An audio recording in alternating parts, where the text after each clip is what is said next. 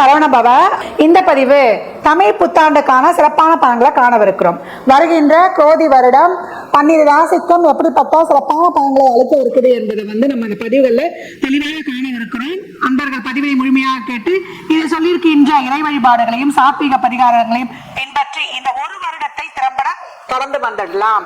பலராக திருச்செந்தூரில் வீற்றிருக்கும் முருகப்பெருமானின் பொற்பாத கமலங்களை பணிந்து 12 ராசிக்கும் இந்த தமிழ் புத்தாண்டு எப்படிப்பட்ட சிறப்பான பலன்களை அளிக்கவிருக்குது என்பதை தனித்தனி பதிவுகளாக துல்லியமான பதிவுகளாக காணவிருக்கிறோம். அன்பர்கள் பதிவினை முழுமையாக கேளுங்க. இதில் சொல்லியிருக்கின்ற இறை வழிபாடையும் ஆன்மீக பரிகாரங்களையும் பின்பற்றி இந்த ஒரு வருடத்தை சிறப்பாக செயலாற்றிக் கொள்ளலாம். மீன ராசி மீன லக்னத்திற்கான பலன்களை காணவிருக்கிறோம். இந்த தமிழ் புத்தாண்டு குரோதி வருடம் எப்பேற்பட்ட சிறப்பான பலன்களை அளிக்கவிருக்குது அப்படின்னு பார்க்கும்போது மீனத்திற்கு ஒரு மன தெளிவு கிடைக்கும் அப்படின்னு சொல்லலாம். ஏற்கனவே குழப்பத்தின் பிடியில் சிக்கி கொண்டிருந்தவர்கள் அப்படின்னு சொல்லலாம். இப்ப வரக்கூடிய குருவானவர் என்ன பண்ண போறாரு, 7, 9, 11 என்ற இடங்களை பார்ப்பார். இந்த காலகட்டம் என்னன்னா ரொம்ப குழம்பி கொண்டிருந்தோம் செஞ்சிருந்தவங்களுக்குலாம் சரி இந்த காலகட்டம் இப்படியா, இதை எப்படி கடந்து வரலாம் அப்படின்னு யோசிப்பீங்க.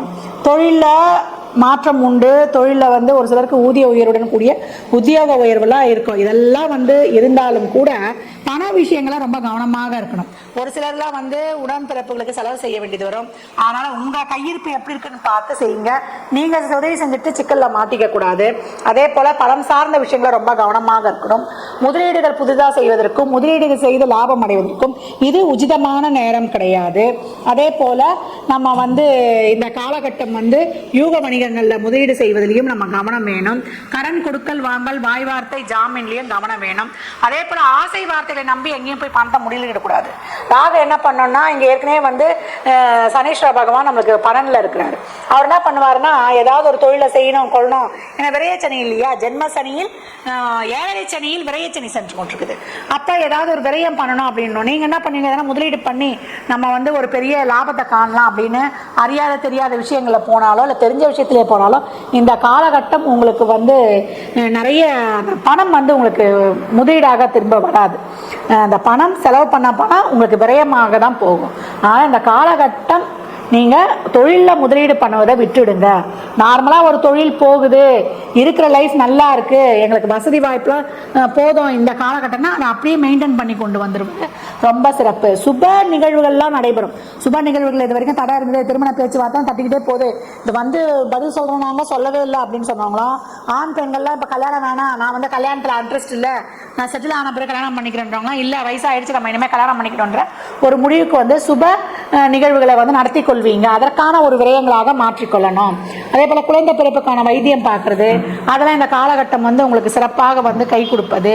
அதே போல ஒரு வெளியூர்ல ஒரு சொத்து வாங்குவது, தங்கத்தில் முதலீடு பண்ணிக்கொள்வது இதெல்லாம் ரொம்ப அருமை. இந்த காலகட்டம் உங்களுக்கு நான் ஏற்கனவே சொன்ன மாதிரிதான் பணம் சார்ந்த விஷயங்களை தான் நீங்க கவனமாக இருக்கணும். அதே போல தேவையில்லாத ஏற்கனவே கவர்ச்சிகரமான பேச்சை நம்பி மற்றவங்ககிட்ட எடுத்துகிட்டு போய் ஒரு முதலீடு பண்ணுவதோ இல்லை நீங்களாக ஒரு தொழிலில் முதலீடு பண்ணுவதோ இதெல்லாம் இந்த காலகட்டம் மற்றவர்கள் பேச்சை நம்பி ராகு நம்ப வைக்கும். மற்றவர் பேச்சை கேட்டு போகிறதுக்கெல்லாம் இப்போ இது உசிதமான நேரம் கிடையாது. உடல் ஆரோக்கியத்தில் கவனம் வேணும். ஒரு சிலருக்குலாம் முழங்காலுக்கு கீழுள்ள பாகங்கள் இருதய சம்பந்தப்பட்ட தொந்தரவு, அதே போல் அஜீரண கோளாறு இதெல்லாம் கொஞ்சம் சின்னதாக இருக்கும்போதே பார்க்கறதுனா அறுவை சிகிச்சை வரை சென்று விட்டுடும்.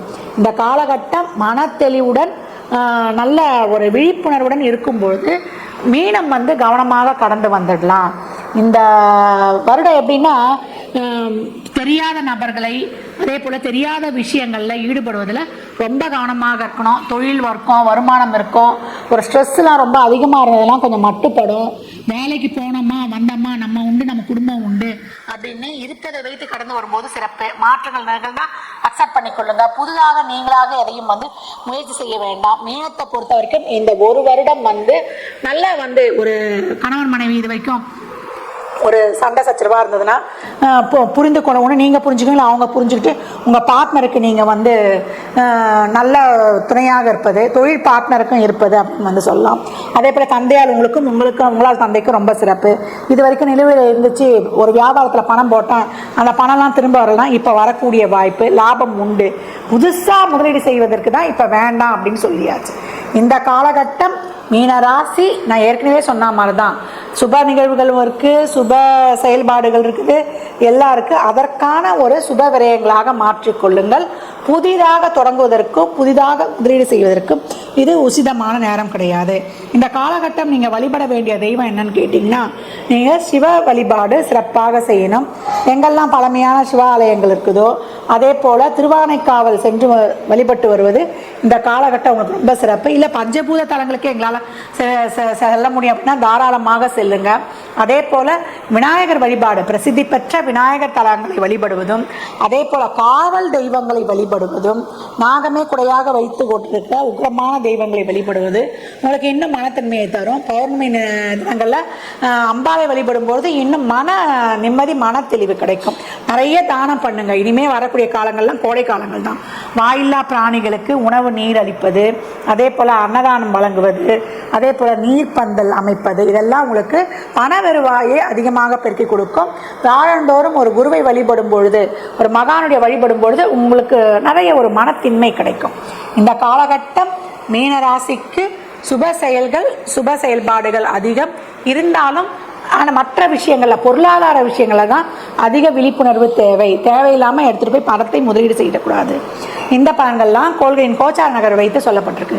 உங்கள் சுய ஜாதகத்தில் இப்போ என்ன தசாபுத்தி நடக்குது, அதை எதற்காக உங்களுக்கு ஊக்கப்படுத்துது, திருமணம், குழந்தை பாக்கியத்திற்கா இல்லை பொருளாதார முன்னேற்றத்திற்கா என்பதெல்லாம் உங்கள் சுய ஜாதகத்தை ஆய்வு செய்வதன் மூலம் மட்டுமே நாம் தெல்ல தெளிவாக அறிந்து கொள்ள முடியும். சாத்வீக பரிகாரமாக நான் ஏற்கனவே சொன்ன மாதிரி தான், மாற்றுத்திறனாளிகள், ஏழை எளியவருக்கு உங்களால் முயன்ற உதவிகளை தாராளமாக செய்யுங்க. மீன ராசி லக்னக்கார அன்பர்கள் வாழ்நாள் முழுவதும் சிறப்பான பலனை அடைவதற்கு என் மனமார்ந்த வார்த்தைகளை தெரிவித்துக் கொள்கிறேன். 12 ராசிக்காரர்களுக்கும் இந்த வருடத்தில் வந்து நீங்கள் கடைபிடிக்க வேண்டிய ஒரு எளிமையான வழிபாடு என்னன்னா, ஒளி கிரகங்களை வழிபட்டுடுங்க.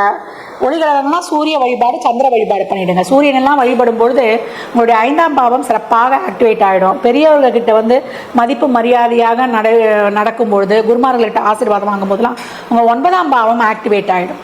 அப்போ நீங்கள் வந்து எப்பவும் ஒரு நேர்மறை சிந்தனைகள், ஒரு நல்ல செயல்படும் பொழுது உங்களுக்கு அனைத்தும் சிறப்பான பலன்களாகவே நடைபெறும். அதனால் இதில் வந்து இந்த 12 ராசிக்கு என்னென்ன பரிகாரங்கள் சொல்லியிருக்குமோ தாராளமாக பின்பற்றுங்க.